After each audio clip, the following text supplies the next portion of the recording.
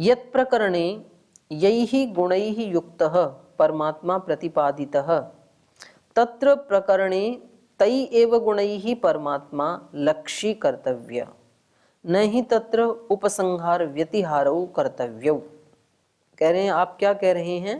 यत् प्रकरणे, जिस प्रकरण में यही गुणैः युक्तः परमात्मा प्रतिपादितः, जिन गुणों से युक्त परमात्मा का प्रतिपादन किया गया है, तत्र प्रकरणे, उस प्रकरण में तई एव गुणैः परमात्मा लक्ष्य कर्तव्य, उन्हीं गुणों से परमात्मा को लक्ष्य करके उनका उपासना करनी चाहिए। नहीं तत्र उपसंहार व्यतिहारौ कर्तव्यौ, वहां पर उपसंहार या व्यतिहार नहीं करना चाहिए। इति आग्रहस्य अन्यथात्वे अन्यद वक्तव्यम इदम अपि अस्ति। तो बोले ये जो आपका दुराग्रह था, इस दुराग्रह के अन्यथात्वे, इसके व्यर्थ होने में, इदम अपि अस्ति अन्यत वक्तव्यम, हमारे पास एक और उत्तर भी है, एक अन्य वक्तव्य भी है। वो ये है, अन्यत इदम अपि अस्ति यत, वो क्या है? प्रकरणात् श्रुत्यादीनाम बलीयस्त्वम अस्ति, कि ये कह रहे हैं प्रकरण से श्रुति आदि बलवान होती हैं। आप तो प्रकरण के लेकर के उसको गौण और मुख्य कह रहे थे, और हमारा ये कहना है कि प्रकरण से बलवान तो श्रुति आदि होती हैं। तो आदि से क्या लेंगे? श्रुति के साथ साथ, वो आगे बता रहे हैं। तथा च उक्तम दर्शनांतरे, दूसरे दर्शन में अर्थात मीमांसा दर्शन में जैसे कि कहा है, श्रुति लिंग वाक्य प्रकरण स्थान समाख्यानाम समावये पारदौर्बल्यम अर्थ विप्रकर्षात्।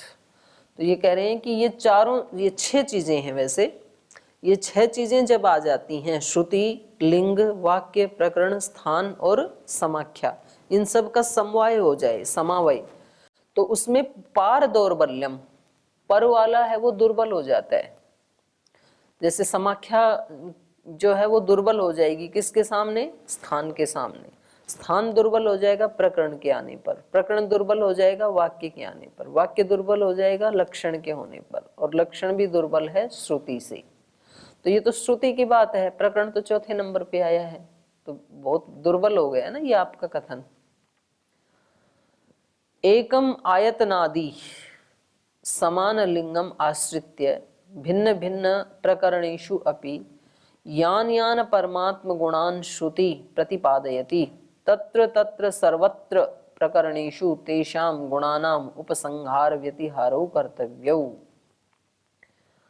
कह रहे हैं एकम आयतनादिम, जो एक प्रकरण में आयतन आदि जो लक्षण बताए हैं, समान लिंगम आश्रित्य, उसके समान लक्षण का आश्रय लेकर के, भिन्न भिन्न प्रकरणेषु अपि, उससे भिन्न भिन्न प्रकरणों में भी, यान यान परमात्म गुणान श्रुति ही, माने आयतन आदि इनसे संबंधित जितने भी भिन्न भिन्न प्रकरणों में श्रुति हैं, मंत्र हैं, श्रुति ही प्रतिपादयति तत्र तत्र सर्वेषु प्रकरणेषु, तो उन सब प्रकरणों में तेषाम गुणानाम उपसंहार व्यतिहारो कर्तव्य, उन प्रकरणों में उस परमात्मा के गुणों का, उन गुणों का उपसंहार और व्यतिहार कर लेना चाहिए। तत्तत् प्रकरणापेक्षया श्रुतेर्लिंगस्य च बलीयस्त्वात्, क्योंकि उस प्रकरण की अपेक्षा श्रुति और लिंग के बलवान होने से, तस्मा न बाध है, इसलिए उपसंहार और व्यतिहार में कोई बाधा नहीं है, कोई दोष नहीं है। अतः प्रकरण प्रतिबंधो नास्ति, और ये तो पहले भी बता दिया था ना, अप्रतिबंध, प्रकरण का कोई प्रतिबंध नहीं है कि जिस प्रकरण में जो गुण बताए हैं उतने ही गुण को रखना है, बाकी उसमें ऐड नहीं करना, ऐसा कोई प्रतिबंध नहीं है। तो इन्होंने इनका जो दोषारोपण किया था उसका उत्तर दे दिया। पुनर्दूषयति, लेकिन पूर्व पक्षी अब दूसरे ढंग से दोष दिखा रहे हैं इसमें। तो ये क्या कह रहे हैं? अनुबंधादिभ्य प्रज्ञांतर पृथक्त्ववत् दृष्टश्च तदुक्तम। कह रहे हैं अनुबंधादिभ्य, अनुबंध मतलब साथ में बंधा हुआ, पीछे बंधा हुआ, और क्रिया के पीछे बंधा हुआ क्या होता है? फल। उस क्रिया का फल साथ ही बंधा रहता है। तो देखो कितना सुंदर शब्द प्रयोग किया है इन्होंने।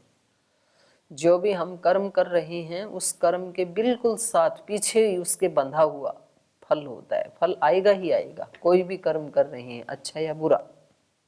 तो ये कह रहे हैं अनुबंधादिभ्य, पूर्व पक्षी कह रहा है कि भाई जहां तक उसकी स्तुति करनी है, उपासना करनी है तो ठीक है, कर लेंगे, कोई बात नहीं है, इधर उधर के और दो विशेषण लगा देंगे। लेकिन किसी फल को लेकर के, फल विशेष को लेकर के जो उपासना की जाती है, तो उसमें तो यदि आप कुछ भी मिलाओगे तो वो फल अन्यथा हो जाएगा ना।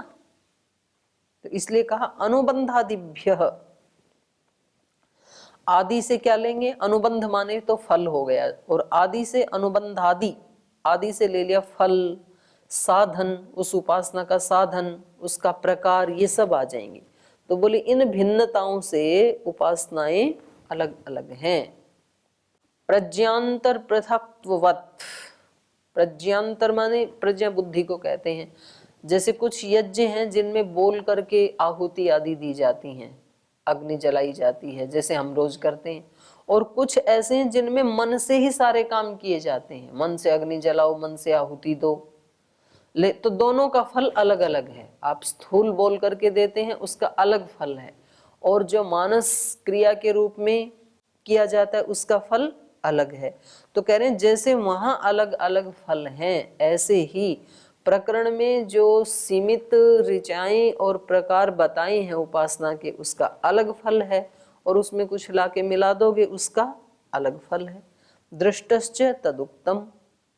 तो कह रहे हैं वो तो देखा ही, भाई उसी से ही तो उस परमात्मा का दर्शन होता है ना। एक जो खास विधि है उससे खास फल मिलता है।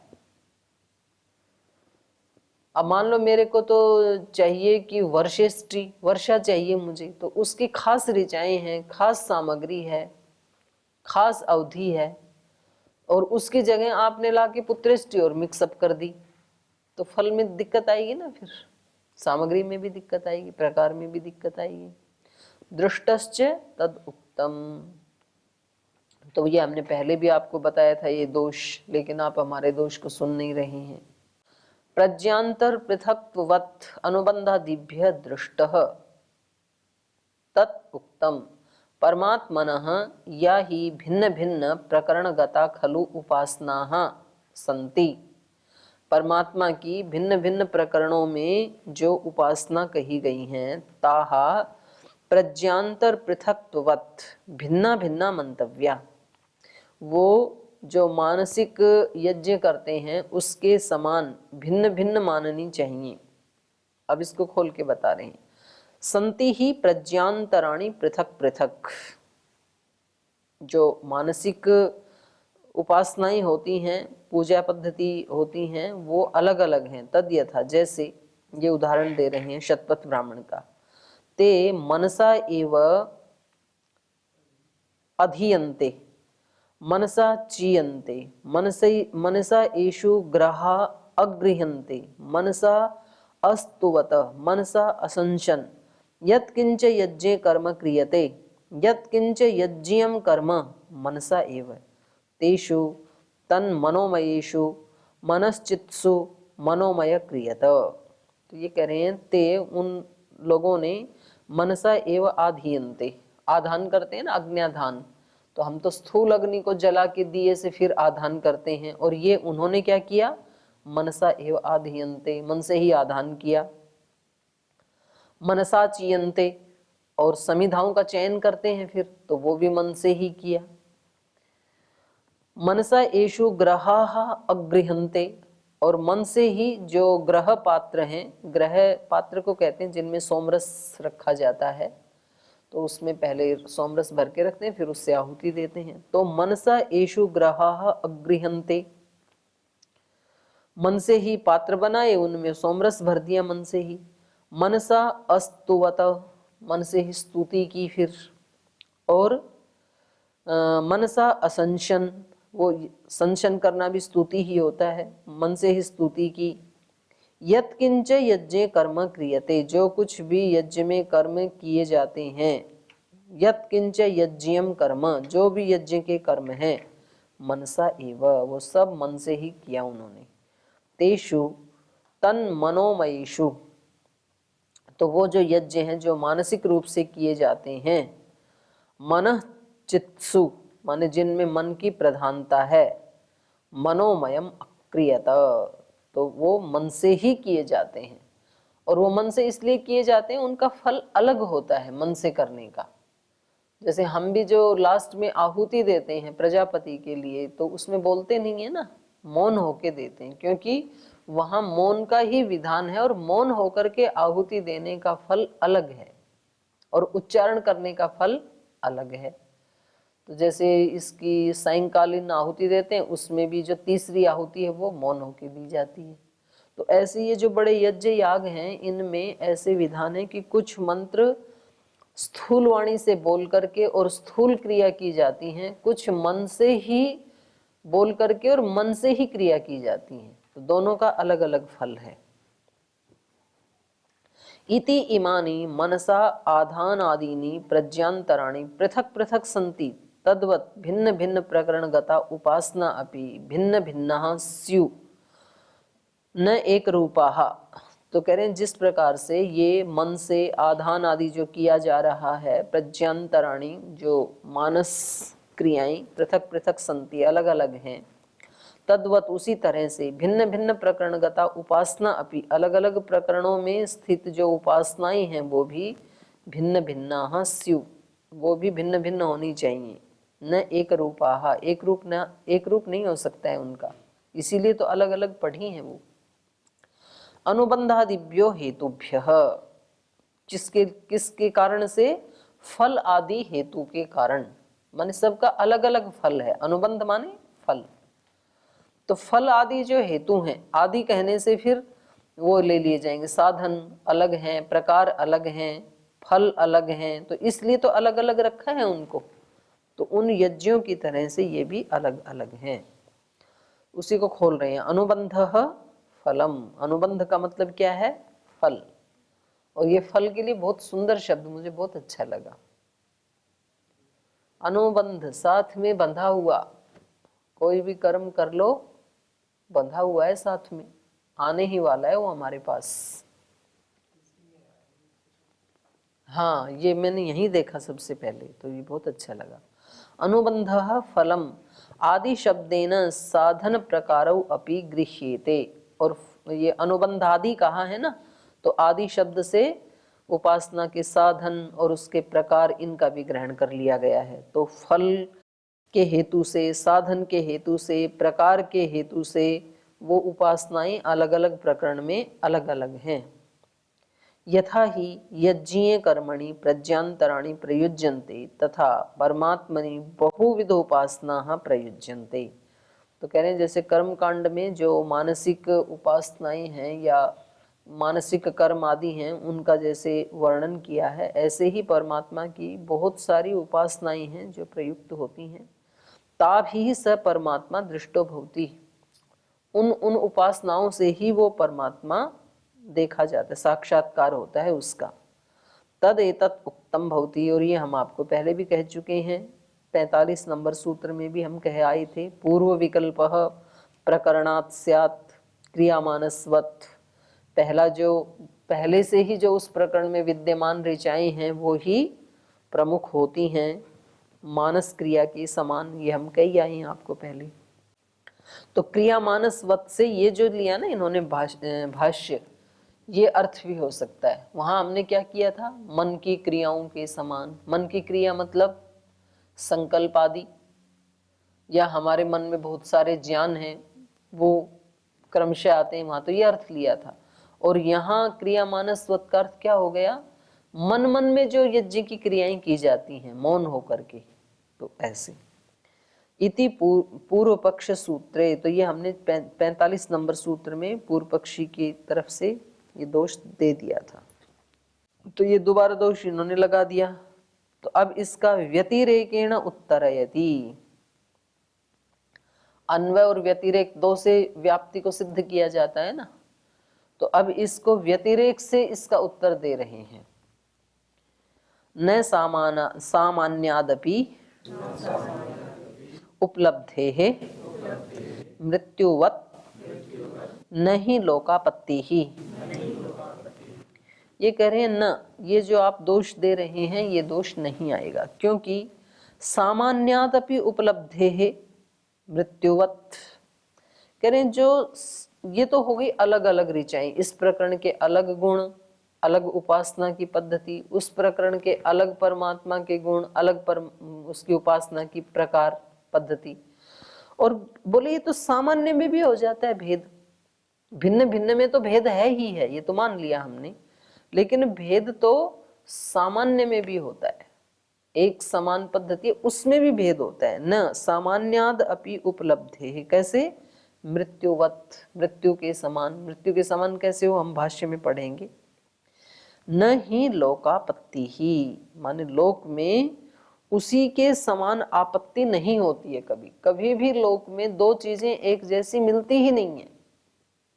यहाँ तक कि कोई जुड़वा बच्चे भी है ना, तो उसमें भी 100% समानता नहीं होती है। और एक समान उपासना करने वाले हैं, मानो हमारे को बोल दिया भाई ये इतने मंत्र हैं उपासना के, वैदिक उपासना जिसको संध्या कहते हैं हम, और ये आप लोग करो। और एक ही गुरुकुल में रहने वाले, एक जैसा आहार खाने वाले, एक ही मंत्रों का पाठ करने वाले, उनकी भी उपासना एक जैसी नहीं होती है कभी भी। सबकी उपासना भिन्न होती है, उनके संस्कारों के अनुसार होती है। एक किसी महिला को एक ही जैसे आलू, एक जैसे टमाटर, एक जैसा ही जीरा, हल्दी, धनिया सब सामग्री दी और बोले आप अब इसको बनाओ सब्जी, एक ही टेस्ट कभी नहीं हो सकता है उसका। एक ही मटेरियल होते हुए भी टेस्ट अलग अलग होगा सबका।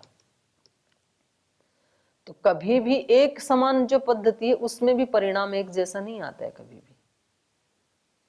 तो ये बोले भिन्न में तो भिन्न होता है, वो तो एक में भी हो जाता है भिन्नता। जो आप कह रहे हो ना कि फल की भिन्नता हो जाएगी, तो फल की भिन्नता तो आप एक पद्धति रखेंगे तो भी होनी ही है। क्यों? क्योंकि हर व्यक्ति अपने ही तरीके से उसका अर्थ समझता है, उसकी अलग श्रद्धा होती है, उसका अलग पुरुषार्थ होता है, तो उसमें भिन्नता तो आ ही जाती है। तो कह रहे ना, ये कोई दोष नहीं है जो आप दोष बता रहे हैं। सामान्यातपि उपलब्धे मृत्युवत नहीं लोकापत्ति ही, और लोक में भी कोई दो चीजें एक जैसी मिलती नहीं है। उपलब्धे सामान्यात अपि न किमुच्यते प्रज्ञांतरवत इति तन्न युक्तम। आपने प्रज्ञांतरवत का जो उदाहरण दिया उसके समान यहाँ पर भी फल में वैविध्य हो जाएगा, ये न उक्तम युक्तम, ये उचित नहीं है। यत उपलब्धे बुद्धे सामान्यातपि, क्योंकि उपलब्धि में सामान्य ज्ञान होने पर भी उन ऋचाओं का एक जैसा समान ज्ञान है, वैसा होने पर भी यहाँ पर बुद्धि शब्द प्रयोग किया ना, तो इसलिए उसका न्याय का वो दे रहे हैं, प्रमाण दे रहे हैं। बुद्धिर उपलब्धिर ज्ञानम इति अनर्थांतरम। बुद्धि का मतलब है यहाँ पर ज्ञान, और उपलब्धि या बुद्धि दोनों एक ही बात है। यत उपलब्धे बुद्धे सामान्यातपि, क्योंकि ज्ञान के या उपलब्धि के एक समान होने पर भी मृत्युवत नहीं लोकापत्ति ही, यथा ही मृत्यु बुद्ध्या साम्य अपि लोकानाम आपन्नता न भवति। कह रहे जैसे मृत्यु बुद्धि, मृत्यु का ज्ञान, साम्य अपि एक समान होते हुए भी लोकानाम आपन्नता न भवति, लोकों में आपन्नता, समान आपन्नता नहीं होती है। अलग अलग लोक में मृत्यु समान होते हुए भी एक समान आपन्नता नहीं होती है। उदाहरण से समझेंगे, वो अगले उसमें बता रहे हैं प्राप्ति आपन्नता। जैसे ये उदाहरण दे रहे हैं बृहदारण्य का, अग्निर्वई मृत्यु हो। अग्नि क्या है? मृत्यु है। स्थूल अग्नि मृत्यु है, मृत्यु है कि जीवन है? तो यहां इन्होंने बताया मृत्यु। हमारी मृत्यु कर सकती है ना अग्नि, स्थूल अग्नि, उसमें जो डालेंगे उसको मार देती है। लकड़ी को, मनुष्य को, कपड़े को। अग्निर्वई मृत्यु, जैसे आचार्य के लिए कहा जाता है ना, आचार्य मृत्यु, सोम औषधय पय, वो आगे आएंगे बाद में। सबसे पहला रूप आचार्य का है मृत्यु, मारता है वो। तो ऐसे ही अग्नि का पहला रूप क्या है? मृत्यु। स वा एष एव मृत्यु य एष एतस्मिन् मंडले पुरुषः। और आगे कह रहे हैं ये जो मृत्यु है, कौन? अग्नि। स वा एष एव मृत्यु, वह यही मृत्यु, एष एतस्मिन् मंडले पुरुषः, इस मंडल में ये जो पुरुष है ये वही मृत्यु है। कौन से मंडल में? सूर्य में। अग्नि और सूर्य का एक ही रूप है ना। तो कह रहे हैं जो ये इस मंडल में ये जो पुरुष है, अग्नि रूप पुरुष सूर्य मंडल में, ये भी मृत्यु है। तो दोनों मृत्यु हो गई ना। एक अग्नि मृत्यु है पृथ्वी लोक में, एक सूर्य भी मृत्यु है द्युलोक में। तो दोनों मृत्यु मृत्यु तो एक ही जैसी होनी चाहिए। सेवा एष एव मृत्यु यह एष एतस्मिन् मंडले पुरुषः अत्र अग्नि पुरुषयोः मृत्यु बुद्धि साम्ये अपि। अब अग्नि और सूर्य, ये जो सूर्य में रहने वाला जो पुरुष है, ये दोनों ही क्या है? मृत्यु। तो मृत्यु बुद्धि की, मृत्यु ज्ञान की साम्यता होने पर भी न लोकापन्नता, लोकों का विनाश नहीं हो सकता है। माने अग्नि जो है वो मृत्यु होते हुए भी सारे लोगों को मार सकती है क्या? अग्नि किस किस को मार सकती है? पृथ्वी लोक में रहती है तो पृथ्वी लोक को ही मार सकती है ना, मानो सब जलाई तो। और पृथ्वी लोक में भी सबको नहीं मार सकती है। मान लो कि अग्नि में सोना यदि डाला तो उसके दोष तो जला देगी, पर सोने को नहीं जला सकती है। सोना वैसा ही रहेगा। तो कुंदन बोलते हैं ना उसी को ही। हो सकता है ज्यादा ही जलाएं तो सोना पिघल जाएगा, तरल हो जाएगा। उससे भी ज्यादा करें तो वो वाष्प बन जाएगा, पर उसका नाश नहीं कर सकती, उसको मार नहीं सकती, मृत्यु नहीं है। तो मृत्यु इसमें भी है। और सूर्य कौन कौन से लोगों को मार सकता है? सूर्य तो तीनों को मार सकता है भाई, क्योंकि सूर्य से ही जीवन है सारी पृथ्वी पे। तो मृत्यु की साम्यता होते हुए भी, और दोनों ज्योति स्वरूप, अग्नि स्वरूप, तेजस स्वरूप होते हुए भी दोनों अलग अलग हैं। तो कह रहे हैं न लोकापन्नता, माने लोकापन्नता के दो अर्थ हैं, लोक का विनाश और लोक की सिद्धि। सूर्य लोक का विनाश भी कर सकता है और लोक की सिद्धि भी कर सकता है। जैसे रोजाना हमारे लिए एक नया दिन आता है, तो ये तो सूर्य की गति से ये आ रहा है ना रोजाना। तो रोज जो हमें एक नया दिन मिलता है जीने के लिए, तो ये हमारे लिए जीवन है कि मृत्यु है?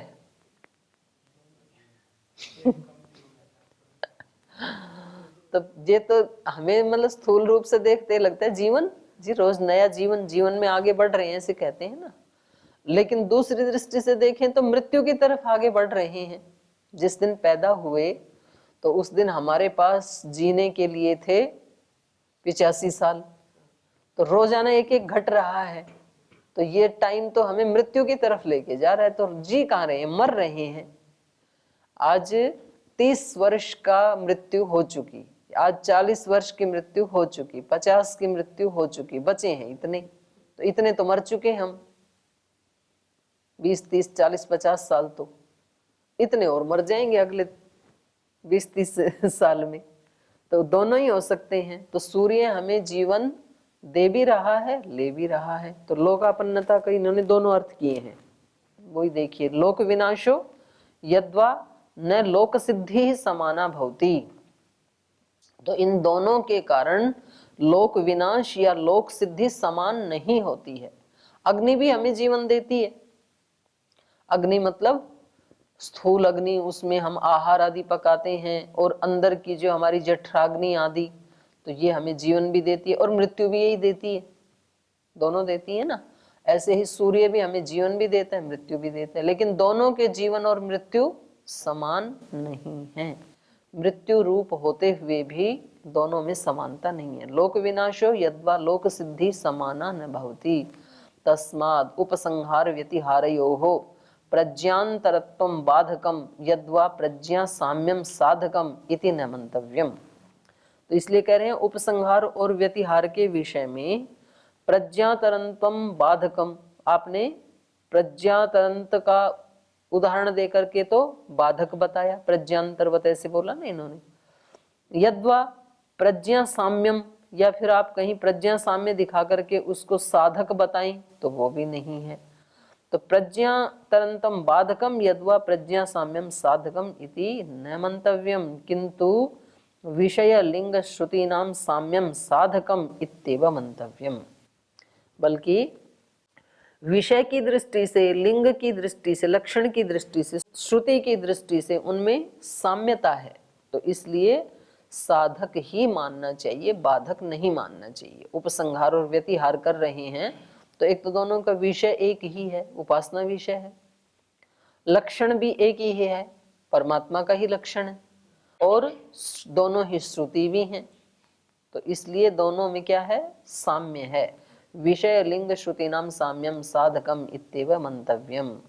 अन्यच्च, और भी एक बात कह रहे हैं, परेण च शब्दस्य ताद्विद्धेः भूयस्त्वात् तो अनुबंधः। परेण च शब्दस्य ताद्विद्धेः, ताद्विद्धेः ये महत्वपूर्ण है यहाँ पर, तद धर्म की प्राप्ति होने पर, ताद्विद्धे तद विधि होने पर। बोले परेण, परेण का मतलब है यहाँ परमात्मा।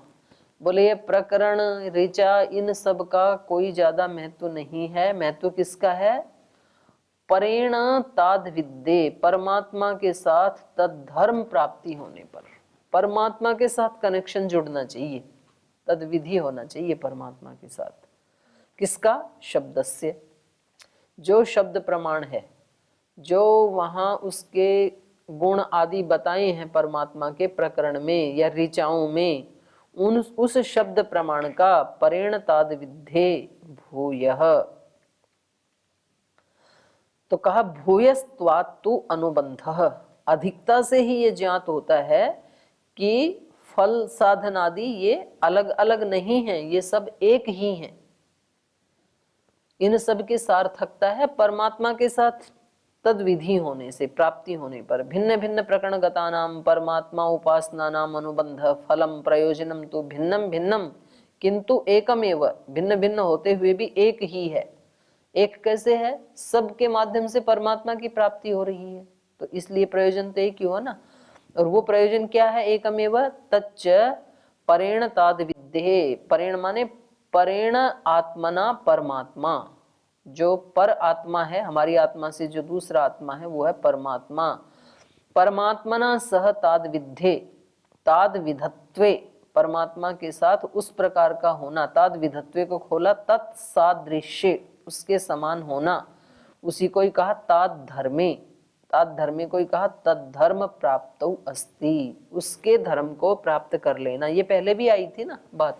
उपासना का फल क्या है, उपास्य के गुणों को प्राप्त कर लेना, तो वही बात यहाँ कह रहे हैं। कुतः शब्दस्य भूयस्त्वात्, बोले इस विषय में शब्द प्रमाण तो बहुत है। अत्र विषये शब्द प्रामाणस्य बाहुल्यात् प्राचुर्यात् आधिक्यात् संति ही श्रुतयो बहवः, बहुत सारी श्रुतियां हैं। परमात्म साम्य फल प्रदर्शिका, जिसमें परमात्मा के साथ समता का फल दिखाया गया है, ये एवं वेद एवं भवति इत्यादि। जैसे कि यहाँ एक श्रुति है, जो है वही तत्परमं ब्रह्म वेद ब्रह्मैव भवति, जो उस पर ब्रह्म को जान लेता है वो पर ब्रह्म ही बन जाता है। मुंडक उपनिषद में आया, यदा पश्य पश्यते रुक्म वर्णम कर्तारम ईशम पुरुषम ब्रह्म योनिम, जब यह पश्य, पश्य माने दृष्टा, उस रुक्म वर्ण कर्ता ईश पुरुष ब्रह्म को देख लेता है, तदा विद्वान पुण्य पापे विधूय निरंजनः परमं साम्यम उपैति, तब ये विद्वान पुण्य पाप को झाड़ करके निरंजन हो जाता है, निर्मल हो जाता है, निर्दोष हो जाता है, परमात्मा के गुण को प्राप्त कर लेता है। तो इस प्रकार से प्रकारांतरेण उपासना विषय आक्षेप न सम्यक अस्ति, ये इन्होंने उत्तर दे दिया। अभी आगे पुनः आक्षेप करेंगे, तो इसको हम कल पढ़ेंगे। आज ही विराम लेते हैं। ओम